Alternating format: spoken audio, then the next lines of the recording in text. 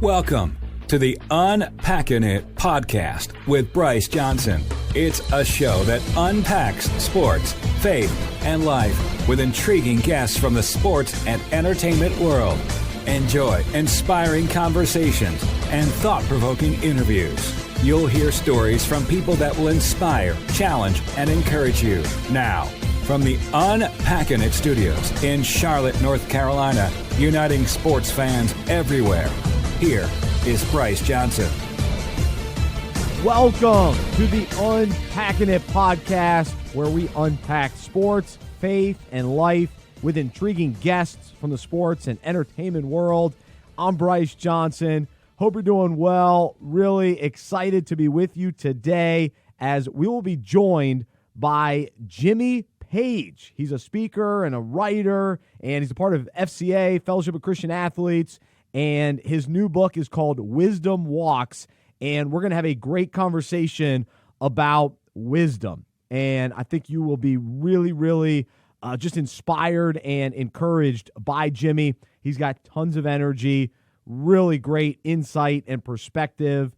And for me, wisdom is one of the best things we have available to us, but we have to be intentional about gaining wisdom, sharing wisdom, and that's what he talks about. So you'll really get a lot out of this conversation. Stick around at the end.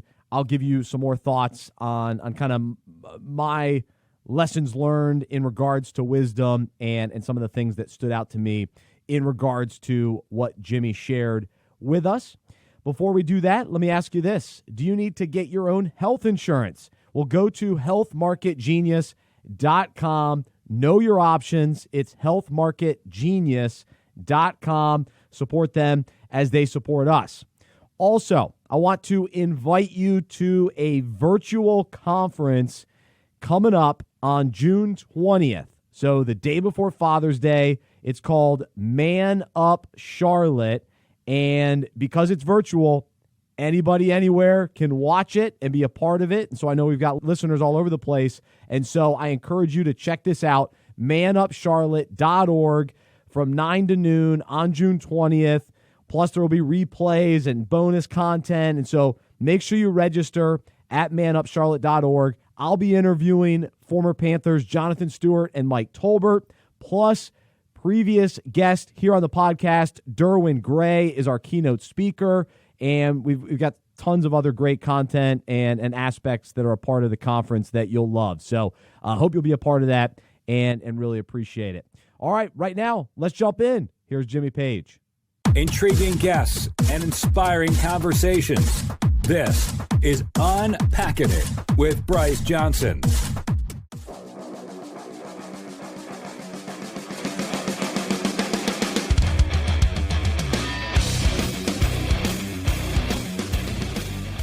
And joining us now on Unpacking It is Jimmy Page. He's a speaker, writer, trainer, and leadership coach. He is the co-author of several books, including One Word and Life Word, and currently serves as the Divisional Vice President with the Fellowship of Christian Athletes. His mission is to inspire and activate the heroic potential and greatness in others.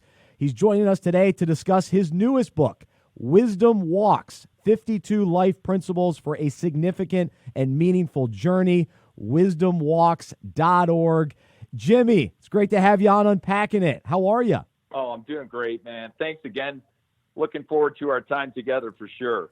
Absolutely. Well, we're going to talk all about the book, but first up, I was curious, just how has FCA as an organization handled the last few months? How has the ministry been affected? How have things been going? Well, there's been obviously a lot of challenges, right? And I think it really is truly a measure of the quality of your people and your leadership, that when you're faced with great adversity, how do you handle it? Are you ready for it? Are you prepared, or are you caught kind of flat-footed? And one of the things I love about FCA, the fact that we're so focused on the coach and the athlete, right, impacting and influencing through the world of sport, is that we've got some really great leaders. And as soon as the COVID-19 crisis hit and our life as we know it changed so dramatically. We immediately converted our in-person, kind of in the huddle, in the locker room, on the field ministry to a virtual platform. And we did that within 2 weeks. Within 2 weeks, we moved from an in-person ministry to a virtual ministry.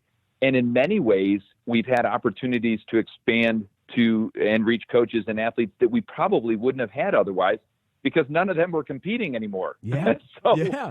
we had a captive audience of sorts. So we made a really quick, a very effective change from in-person to virtual, and we're super thankful for the great leaders we've got. Oh, man, that's awesome to hear. Very, very encouraging. And what about for you personally? Has there been, I don't know, something that you've learned through the last few months, or something that God has revealed to you just specifically with everything that's been going on? I think primarily a couple of things. One is just how important relationships are, right? Yeah. Physical, in-person relationships are so important. And oftentimes we take those relationships for granted until all of a sudden you don't have access to those people in the same way that you would otherwise. And I think the second thing is to really control what you can control. There's many things in life are beyond our control, even though as an athlete, a competitor, I don't like to admit that very often.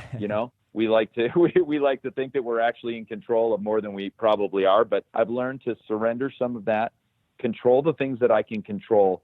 And then this is something we've learned in the last year, working with some former Navy SEALs, is to look to always turn adversity into an advantage. Life is always going to bring challenges and adversity, but if you can receive that adversity and say, what can I do in the middle of that challenge? What can I do in the middle of that adversity to turn it into an advantage? How can I capitalize on that challenge, right? And in the biblical context, how can I take that adversity and turn it into an advantage to advance the kingdom of God, to minister to other people in a more proactive way, even than maybe I was, in my normal everyday approach. That's a great word. No, I appreciate that. Adversity into an advantage. I wrote it down. I like that a lot. Well, I was looking at your Twitter account and noticed that you were responding to the Lance Armstrong 30 for 30 documentary, and come to find out boy. you're a writer yourself. And so what did you make of the documentary, and did it change your thoughts and opinions on Lance Armstrong at all? Okay, so you had to go here, right? You in the controversy. That's right. That's true.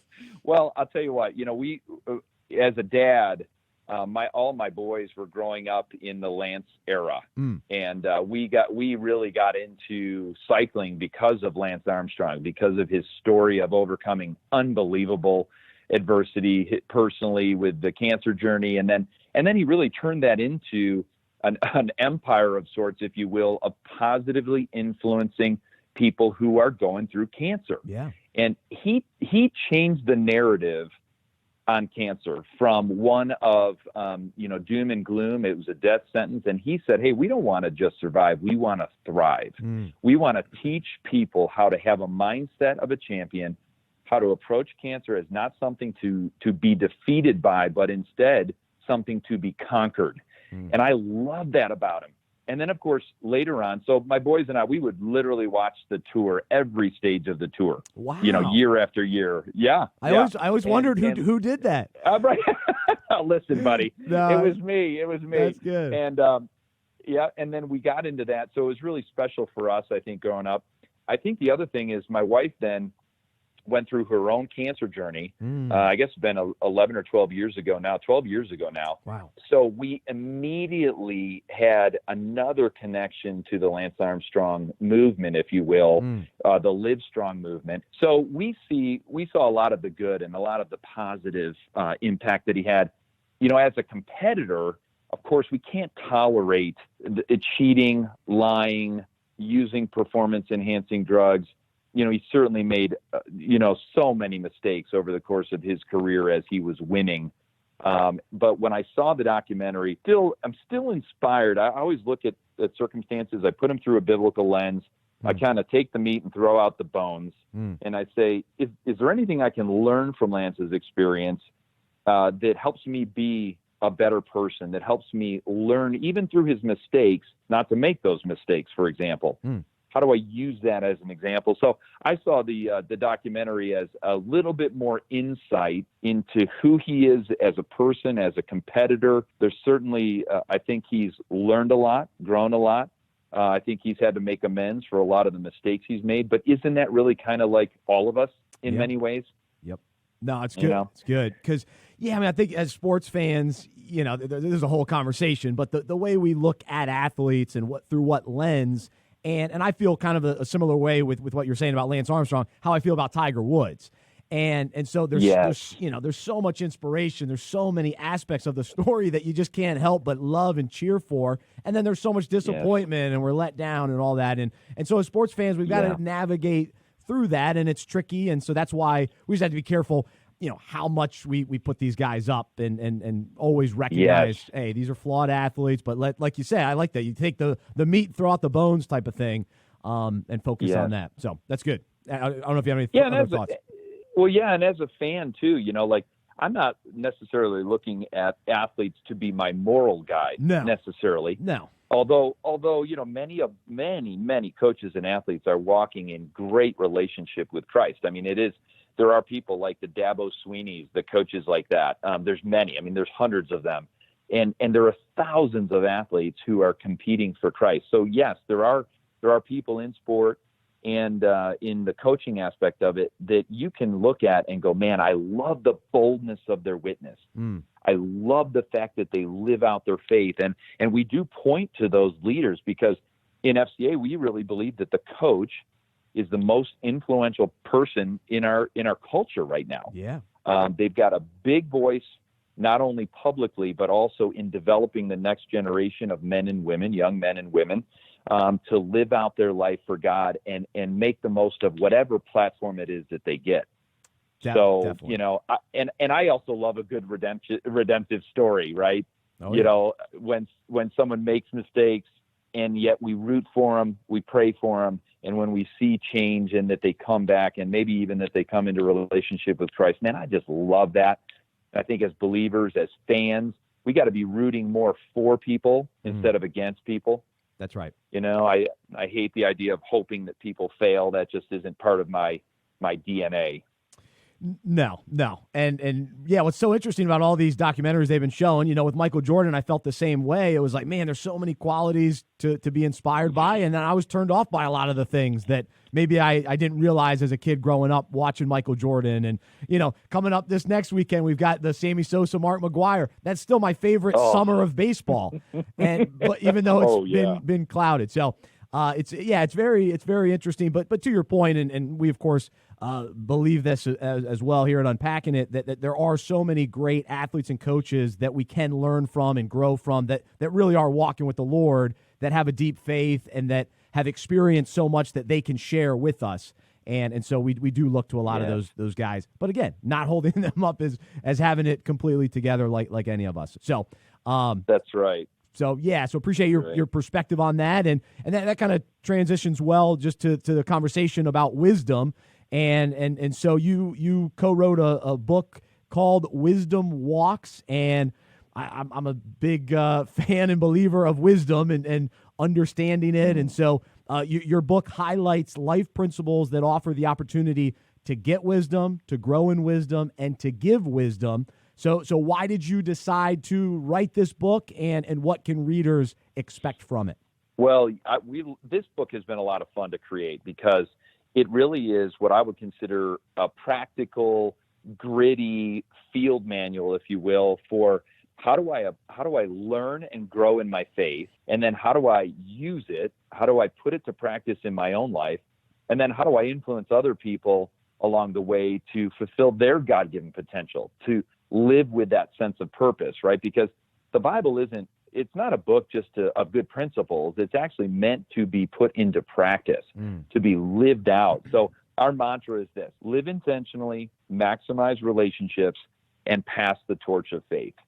And this is 52 core principles that if you get into this, we pull these legacy type principles from the Bible. We create just fun stories, high impact stories that everyone is going to relate to. And then we challenge people. All right, now what are you going to do with this? What are you going to do with this core principle? How does it impact you so that you can impact others? And we've seen just tremendous life change through these principles. Oh, that's excellent. And one thing I like to do when we take, kind of words and we're focusing on